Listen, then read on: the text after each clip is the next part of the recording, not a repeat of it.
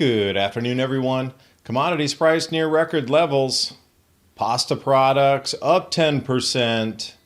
Golden era of cheap food is over. Exporters begin banning overseas sales embargoes. India, number 3 position, exports not coming this year, nor Ukraine or Russia. Percent of spring crops planted USA. Do with less, rationing gives you your fair share. Electric automobiles 1861, sodium-ion batteries.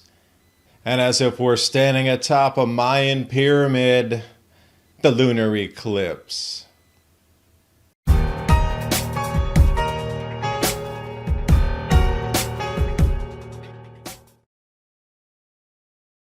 Sell in May and go away. Crash is king. As the sell-off in the stock market has crushed Americans' IRAs and 401ks. Morgan Stanley says all stocks inside the index are likely to see a steep downward decline. Deutsche Bank and Citi are predicting a major recession. Barron's and Lawrence Lepard betting that gold hits 3,000 in the next 2 years. Russia, Saudi Arabia, and China are looking to diversify out of U.S. dollar-denominated assets. And now Russia demanding payment for natural gas in rubles. So could this spell the end of the U.S. dollar as the global reserve currency? Call the Patriot Gold Group today before it's too late. Patriot Gold Group has the no fee for life IRA where your IRA or 401k can be in physical gold and silver, and you may be eligible for the no fee for life IRA on qualifying rollovers. Call 1-800-356-4470 for a free investor guide today. And with the knowledge that Patriot Gold Group is Consumer Affairs' top-rated IRA gold dealer from 2016 to present, click on that link in the description box below. And now on with the video. And starting off with the agricultural commodity prices near record levels. Remember 2008 and 9 and the full financial crisis, and then the losses in 2012, those are the two high peaks. But as we look, oil has already gone above that. And looks like grains are going to quickly follow along with every other food as they trail behind. The byproducts, the inputs, and it does look like this is not going to stop for another 2 years. An example of the grains, price of the pasta up 10% in March. And it looks like oils and fats are continuing to lead the charge. Pasta products, couscous, which I love. You can see everything that's involved in the base manufacturing of foods has gone up, not is going, has. And it's going to continue. I'm diving into the sunflower shortage on the planet. It looks like right now 50% of all the sunflower oil produced on the planet will not be here in 2022, which means companies are going to switch. They're going to go to rapeseed oil. They're going to go to olive oil. But companies just can't do that in a factory setting. Not only would they have to reprint all the labels for the ingredients in the product, but a lot of times using olive oil or sunflower oil in a manufacturing process, it just doesn't work. They're going to have to re-engineer the food itself on the binders and how to get that crispiness to it. Everything's been wire-tight in those ingredients and recipes for so long. So it looks like availability of foods in the stores is going to start to disappear. This is not even talking about corn, which will be the lion's share of things disappearing in the supermarket. This is the oils. And we're just going to watch it from product to product, crisis to crisis, supermarket shelf to supermarket shelf. And that's all we're going to see for the rest of this year and into 2023. So to give you a good example of the spring wheat that's planted, look at Minnesota. If you can't tell me that's a Six Sigma event, I don't know what is.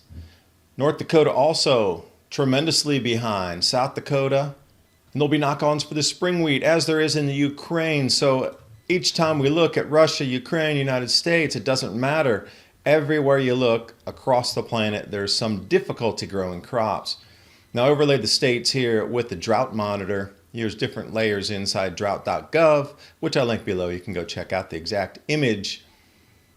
But right up the center where it says United EDES, United States, that is our growing region. Wheat and corn, You need water to grow that. And out west, not looking much better. Spring planting 2022. Now those areas in the deepest of red should be around 60 or 70%. So when you see areas in the Dakotas, 3%, but it should be around 70%. Look in the Northeast, Maine, Vermont, New Hampshire, Pennsylvania. Look at Ohio, 4%. They should be up very solidly in the 70s by now. So you'll see what I mean by these types of gargantuan losses, and also not even talking about the fertilizer shortages that are out there. This is just getting planted so there's even a chance that the crops could grow. Now, once they're growing and have emerged, that's a whole different story. They're going to need fertilizer application, and as we see across the globe, and as you can see this year, quantities of fertilizer to grow are going to dent yields 20% across the globe. Wheat Association's already talking about these numbers. Then off of AgFacts, this food protectionism. Of course, they're going to blame all the countries who don't want to export. It's your fault. The world's starving because you don't want to export. You want to keep stability in your country. You don't want riots on the streets. How dare you? Food protectionism. They're a bad country. They don't want to sell it. Exporters banning overseas sales. India, declining output of the wheat production. Going to fall back to what it was before increasing mechanization and really pushing the ag envelope there, but it is going to pull back. And also at the same time, to put it into perspective, all of this wheat decline coming out of India has alerted the government that there's going to be riots if they don't keep the food down. And look where we are, India banning wheat exports immediately.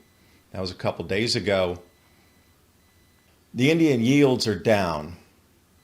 At the same time, they're having fertilizer shortages. They've chosen not to export.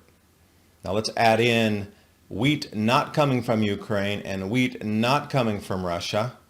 There's even more blockades happening. Ships carrying different ag products sunk in the Black Sea. So as we look around, the fertilizer is going to be a major thing to look at after it's planted. But like I said, the Wheat Association has already put a minimum 20% decline in global wheat production this year.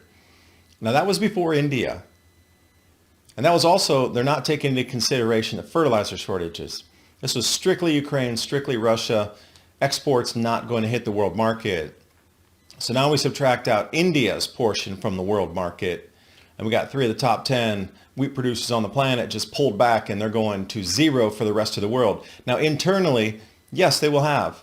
But externally, the countries that rely on those exports, nothing's coming. So then chase that down. Where's it going? Well, Sri Lanka is a perfect example. Egypt would be next. So you can start to see the countries that will have the most difficulty first. And then eventually it will hit the shores of the United States. Now, will we starve? Regionally, perhaps, but we do produce the most food per capita on the planet. So we got that going for us in the U.S. Many other countries, though, let's say the lowest 60 to 80 economies on the planet that rely an incredible amount or almost all of their imports for food are going to straight up go into civil disorder immediately. So before the export ban, India was expected to be one of the top 10 wheat exporters.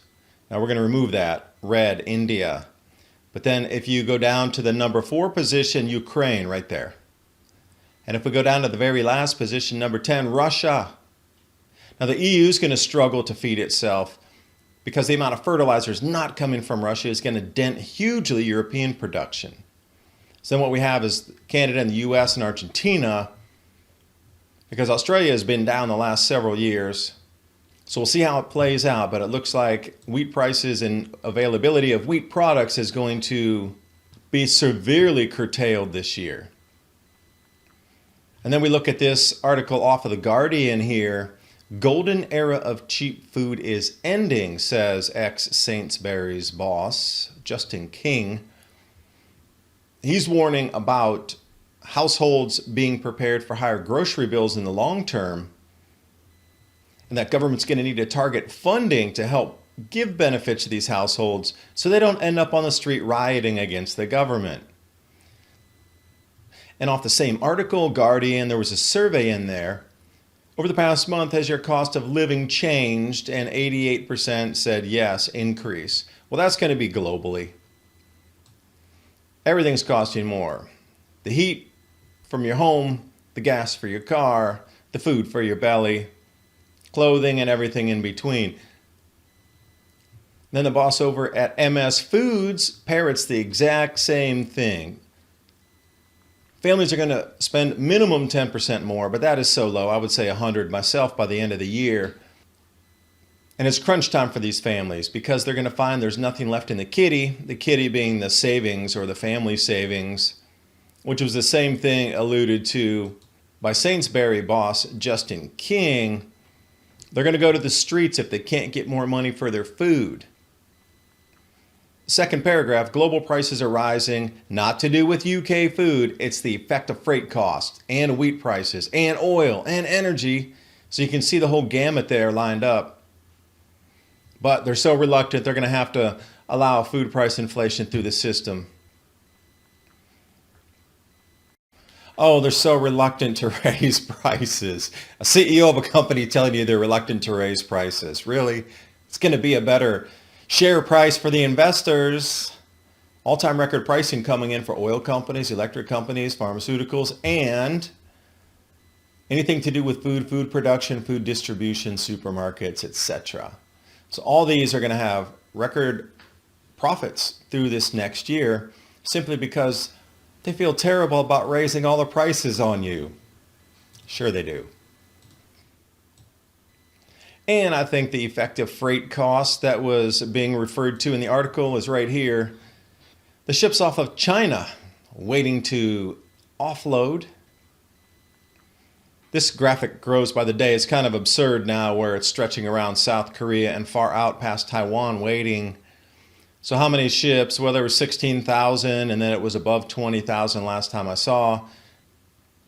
That number continues to grow. What you're looking at here is 1 out of every 5 ships in the entire planet waiting to unload off China. So 20% of all the cargo containers are there also. And staying on the absurd, this is Florida. They just released how many 100 billion genetically modified mosquitoes. Yet this is the pest problem that they're having with what they call orange greening. Now for me, already being wiped out by a pest that reduces orange production 70% would not really spur me to action to then release 1 trillion or 800 billion genetically modified mosquitoes across the same territory.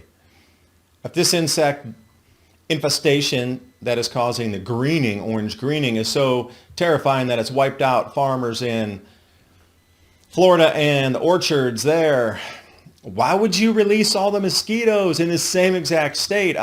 This is nonsensical. It's comical at what's happening. And Business Insider, which I've also linked below, shows, for example, 242 million boxes in the early part of the 2000s, and then 2021, 22, 52 million boxes. That's how much damage that insect has done to the orange and citrus industry. And they want to release the mosquitoes down there? Oh my. But don't worry, rationing gives you your fair share.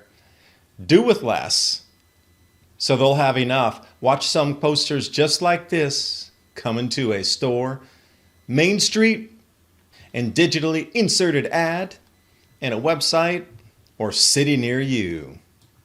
Rationing gives you your fair share. Oh yeah, sure it does. And again, it's boiling down to no compliance, no food. I mean, what are you going to have to do to get the ration card? We're going to digital rationing cards at the end of the year. You can see how food is going to be disrupted planet-wide right now. Baby food shortages, wheat shortages, corn shortages, coffee shortages, everything down, fertilizer shortages, herbicide shortages, fuel shortages, shipping shortages, labor shortages, rail car shortages, shipping container shortages, factory shortages, input shortages for the factory, sunflower oil shortage. It just keeps going on and on. Food is going to be the control to get you onto a new system. Central bank digital currency. That's how those articles in England are reading for me in the UK. that to give the subsistence or the subsidies, whatever it's going to be, for the UK government to stop people from going to the streets and demanding change, they're going to give them some sort of stimulus, but it's going to come in a digital form. Wow, CBDCs, or central bank digital currencies, are ready to go this year. Wow, it's almost like they held off until right when the technology was mature enough for it to activate. And the same thing, we are going to go into rationing. I've heard it from many people and many a source already. It's going to start with the wheat, and it's just families across the world are going to have to do with less. And that includes you and me in the U.S. Things are going to get short. They're going to go to famine in other countries. Like I think Sri Lanka has 1 day of fuel left. Like that kind of scenario, probably not going to play out in the U.S. because there's so many natural resources. Probably won't play out in Canada or Russia either. So many natural resources. But when you start to look at places like Singapore, or you start to look at places like Egypt, Yemen, these are the kind of places, Sri Lanka, that are going to get smashed first. Yes, Sri Lanka is a developing economy, but swing over to Singapore, they might have the money for now. But if anything were to start, go back to World War II. Take a look at what happened. See, when the channels of supply are cut, well, I don't care how much money you have, you can't print food. Looks like we're going into something very similar. But we are going to go to the digital ration card. Get ready for that. And then, what is going to be the step to get you on that system? What are you going to be required to do to even partake in the system? What type of identity? They're going to go the facial recognition apps to get you on that card. And I had a decent discussion with somebody who was telling me about the tech that might be involved in that. But again, it comes down to the facial recognition. So, in the old days, you could give your ration kit to a child and say, hey, run to the store. Everybody knew each other. Shopkeeper knew that was the child of somebody, and then the transaction for the pound of butter or pound of sugar would go on. But now you're going to have to unlock it with your own face. So you can't just send your wife, your brother, your child, your sister, whatever, your husband, to go to the store to use your ration card to get the things for the family. You have to do it yourself. And this was the whole thing we got into. Like, what if people lose their phone? What if people are so sick or working or malnourished or whatever that they can't get to the store to actually swipe the face to get it? Then what's going to happen? Like, there's going to be a percentage of people locked out of the system, even if they have the right to purchase the item. They just won't have the means, the mechanisms to get that QR code active to be able to swipe, to be able to get that product. And this was the thing about, that's a huge hurdle to overcome. If you can't physically go, then what? Are they going to make you start ordering everything online? And there'll be no physical visitations in the store? Because let me see, where has there been problem in a supermarket recently? And I was saying from the beginning, by the time we come into October, there will be troops stationed in our farm fields in America. There were troops and security armed every supermarket in the entire country. And this is what we're moving to right now. And it seems like there's a few events in the last week, including the food prices and supermarket incidents, that are driving us to we need armed security in the supermarkets. And I'm saying it's going to be more for the unruly that are going to start stealing and fighting, even if they don't have the digital card or they can't buy it. Like, can you imagine at that point being totally rationed to the point where you get what you get and it's the last one thing there and 3 people need it? And they really do start fighting for it. I mean, in today's supermarket, there's nobody that's going to bust that up, really. I mean, yeah, some people might stop it. But when it comes to the food, you really can't stop that. It's just human nature. People need to eat. So it's going to be interesting fall coming up. And remember, the digital card, once you start to hear that, and you hear politicians saying they're going to take up a new hobby, quote unquote, that means they're getting ready to leave and things will ensue. And a blast from the past. Standard electric cars, Jackson, Michigan. 1913 announcement. The 4-passenger for $1,885. The 5-passenger, $2,200. So I'm really interested in cars in the past like this. The Bailey Electric, the Studebaker Electric Auto. And what I find interesting is it says wide touring radius on the left there in the Studebaker. On a single charge, even back then, they could get 40 miles. And they even talk about being able to climb grades. And the Bailey electric as well. Now remember, to have some sort of windshield over you was a luxury. It was an add-on. It wasn't part of a standard bit of car, nor were seat belts, I don't think, in there. It's more of a piece of rope tie around your waist, hope for the best. But I love this image here. Early electric automobiles, 1861. Now this was a charging station in 1861.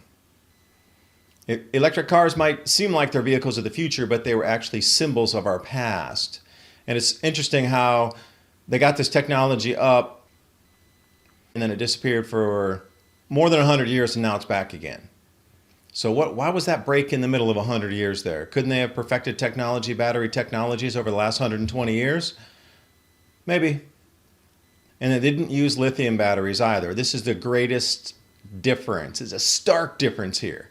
They're using sodium-ion batteries that offer superior environmental credentials, environmental protection, no pollution in the environment, much cleaner option, basically made of salt, and way lower material cost than anything lithium that we use today.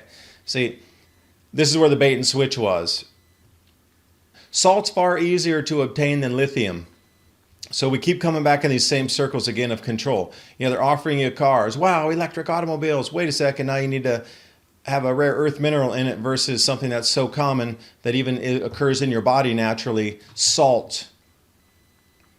And it is like we're in cycles. I feel like I was at the top of a Mayan pyramid looking at the eclipse, the lunar eclipse, blood red, sign of the times. Look at that abandoned farmhouse. They'll tear that down so they don't have to turn the tractors as many times as they go through the fields. King Corn is a video you want to watch about that documentary corn production and how they do rip houses down because they don't want to turn the machines, FYI. And you are going to want to do some planting this year for sure. Take a look at what True Leaf Market has, heirloom and organic seeds for any grow zone on the planet. And also, you're going to want to have some storable foods in case you cannot get to the supermarket and there's some sort of chaos event. You definitely want to be able to hunker down. 3-month emergency food supply, 25 years shelf life. And all those links are in the description box below to help keep you and your families more prepared as we enter these times. They are scary, I must say.